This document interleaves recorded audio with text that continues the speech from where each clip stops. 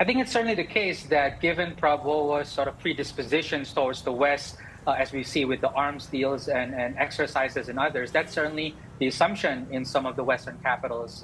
But I do think the challenge would be for him, let's say he wins in the first round, is to be able to create a governing coalition that actually does the policy process well and understood how things are run. But at the very bottom of it, the foreign ministry, so this is what I think who will become foreign minister would be crucial. The foreign ministry is almost instinctively in their DNA to be non-aligned in their propositions, in their instincts. And so whether or not Prabowo can overturn the entire foreign policy establishment that remains very much centered around ASEAN, non-alignment, and less about strategically aligned with the U.S. or China, can change all of that within one night. But from February until inauguration day in October, it's a pretty long time if this was a one-round affair.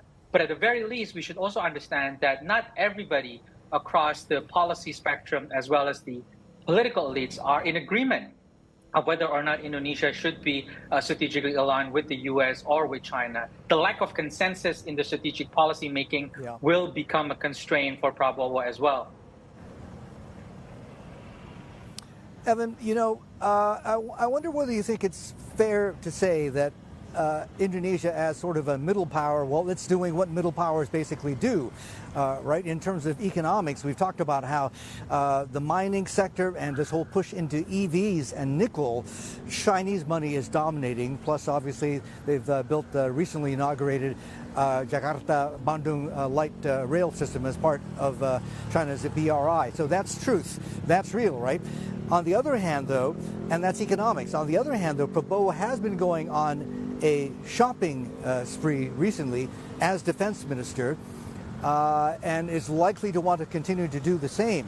So is this basically what a lot of Southeast Asian countries are doing? Economically, obviously, they cannot afford. They need to engage China. But in terms of what they're thinking strategically, they still need the U.S. on side in Asia. I think that's right. The instinct for many Southeast Asian policymakers, including Indonesia, is to compartmentalize. Let me do economic deals with China. Let me do security deals with the United States as sort of a counterbalance to each other. But that, I think, is increasingly unsustainable just because of the nature of the U.S.-China competition that's increasingly multi-domain between economics, technology, defense, and security. And so at some point, the pressure of U.S.-China competition will make such instincts of compartmentalizing cooperation unsustainable. But more broadly, this is where the point I said earlier, that the economic relationship Indonesia has had with China over the past decade has made business groups, especially big ones, as an effective veto player on Indonesia's strategic policy.